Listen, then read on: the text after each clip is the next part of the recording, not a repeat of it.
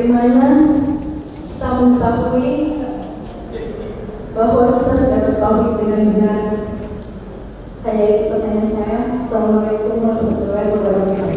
Bagaimana tadi pertanyaannya? Apa hubungan ilmu lahir, ilmu batin dengan hakikat, syariat, ma'rifat, tarekat dan sebagainya? Ini kan begini. Kita ini kan gabungan bahwa dari sejak awal kita mendapat bocoran informasi. Kita melakukan spionase ini di kalangan mereka ini. Kita dapat bocoran ini. Dari sejak awal kita dapat informasi ketika Tuhan menginterogasi iblis. Ma mana'aka antasjud. Kenapa kamu tidak mau bersujud kepada Adam? Argumentasinya, alasannya ana khairu minhu. Aku lebih baik dari Adam. Oleh Tuhan ditanya, apa dasar pemikirannya engkau lebih baik? Iblis mengatakan khalaqtani min narin. Engkau membuat aku. Ini berarti iblis mengakui Tuhan dong. Khalaqtani, engkau menciptakan aku. Berarti iblis tidak mengingkari Tuhan, percaya. Tuhan membuat aku dari api. Wa khalaqtahu min tin. Dan engkau mencipta Adam dari tanah. Dari informasi ini berarti saya berkesimpulan bahwa kehidupan kita ini adalah pertarungan antara materi dan energi. Yang energi itu disebut dengan batin, materi namanya lahir. Jadi kita ini pergulatan lahir dan batin, energi dan materi. Sebab energi positif, energi negatif, apakah itu malaikat atau iblis, positif dan negatif, itu terjadi pergulatan, pertempuran itu terjadinya pada sebuah materi, yaitu diri kita ini. Lampu ini adalah pertarungan antara positif dan negatif yang saling menghancurkan. Positif menghancurkan negatif, negatif menghancurkan positif melalui media materi ini, yaitu kabel resistance. Sehingga dia berpijar dan menyala. Jadi manusia sebagai materi, sebagai medan pertarungan antara energi-energi itu. Nah, ketika saling menghancurkan, disitulah muncul namanya cahaya ini. Itulah kehidupan kita semacam itu. Jadi tidak bisa dipisahkan mana lahir, mana batin, dan itu kedua-duanya selalu berimbang. Ketika keduanya saling berimbang, saling mengalahkan dan kadang menang kadang kalah, berarti kehidupan masih berlanjut.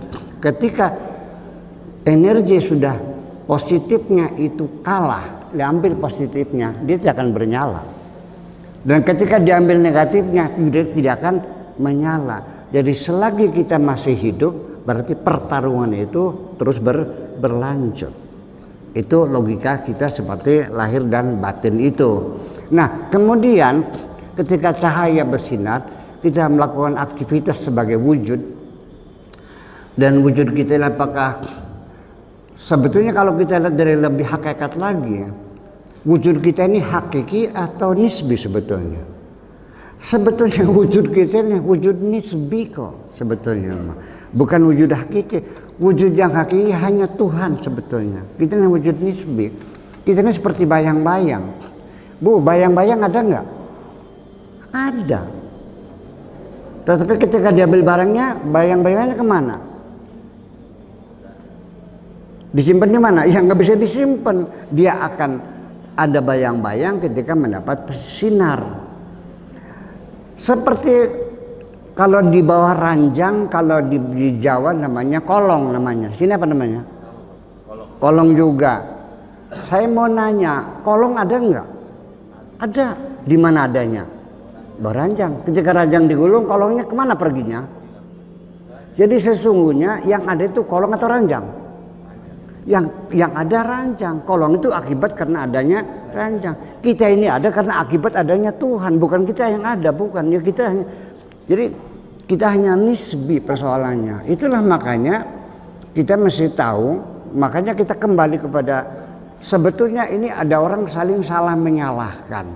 Orang yang hakikat menghina yang syariat.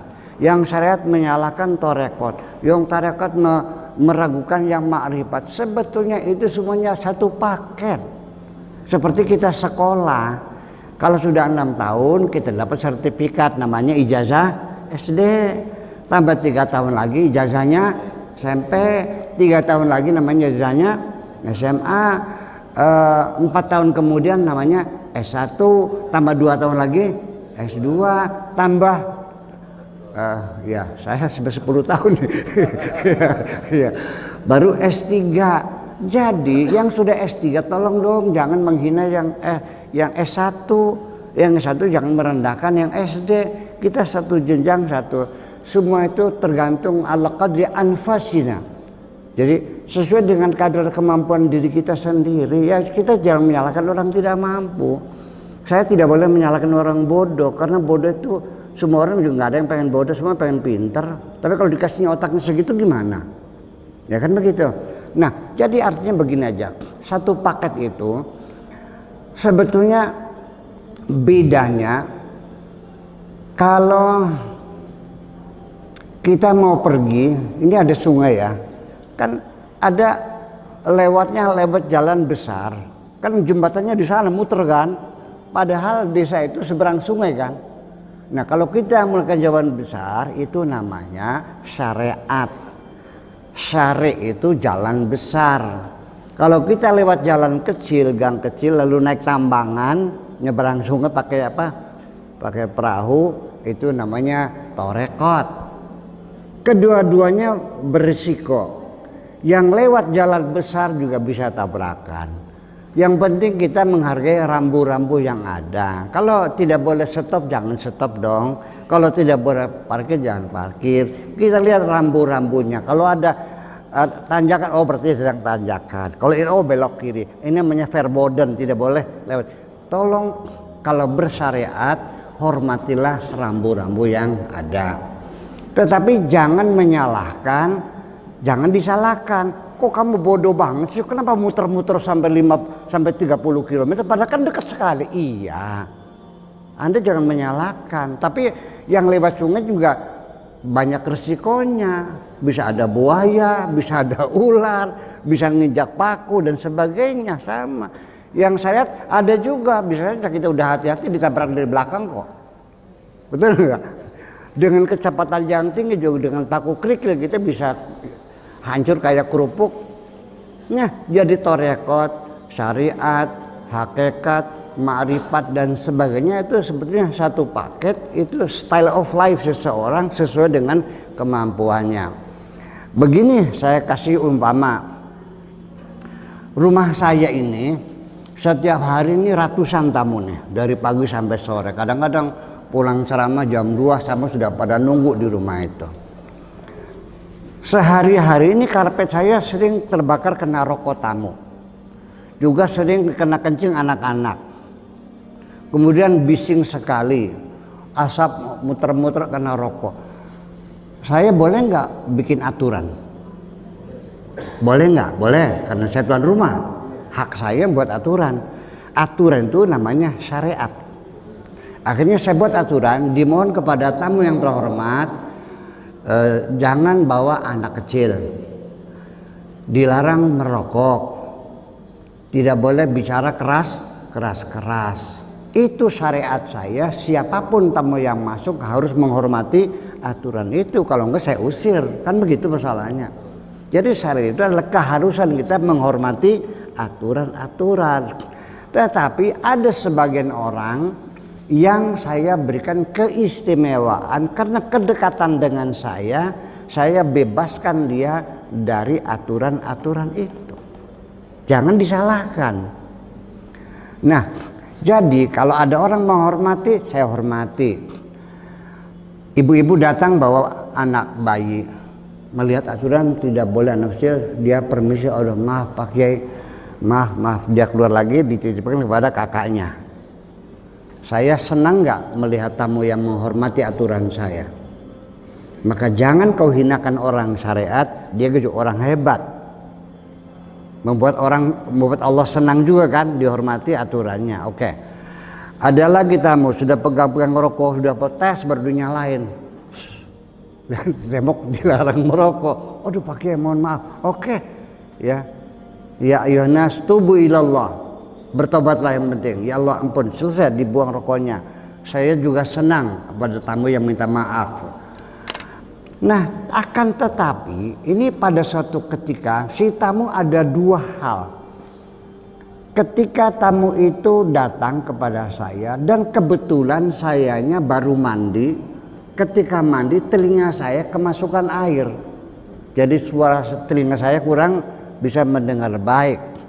Si tamu datang, dia bersikukuh memegang aturan yang ada di dinding itu. Jadi dia bicaranya pelan-pelan. Saya bilang, Bong, yang keras suaranya saya telinganya nggak dengar. Nggak bisa Pak Kiai, itu aturannya nggak boleh. Jadi syariat yang berlebihan juga tidak bisa menjadi tidak benar juga. At-tamassuk bi syariah yang berlebihan juga bisa terjerumus dalam kesalahan juga. Betul nggak? Ada ibu-ibu datang bawa bayinya, anaknya lucu banget. Saya pegang-pegang, dia bilang, punten, nggak boleh. Biar aku suka, aku pengen nyium dia kok. Dia anak lucu banget sih, masa nggak boleh? Nggak bisa itu aturannya. Nah inilah orang yang berpegang pada syariat yang semacam itu juga menjadi salah.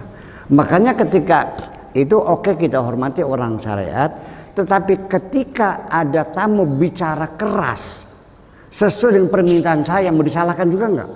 Salah enggak orang yang bicara keras? Ya enggak dong, karena disuruh saya. Nah makanya jangan menyalahkan Nabi Khidir membunuh anak kecil. Secara syariat saya bisa berlaku begitu Nabi Khidir membunuh anak kecil tanpa dosa, saya tangkap. Langsung saya adili. Dan saya tidak salah berdasarkan syariat. Tetapi kita jangan menyalahkan Nabi Khidir karena dia melakukan atas perintah Tuhan. Nabi Ibrahim menyembelih anaknya. Syariah dibenarkan enggak orang tua menyembelih anaknya? Nabi Ibrahim salah enggak? Ya enggak, karena disuruh. Jadi itulah beda antara syariat dan hakikat, itu adalah satu paket juga sesungguhnya. Jadi kita kembali, tema kita kan berbagi kebahagiaan. Salah satunya menghentikan pertengkaran di antara kita. Yuk kita buka kesempatan bahwa kita masing-masing boleh melihat dari sudut pandang kita yang berbeda, yang ada. Yuk kita hormati dalam keadaan bahwa pluralitas itu adalah suatu realita yang tidak bisa dihindari. Terima kasih. Assalamualaikum warahmatullahi wabarakatuh.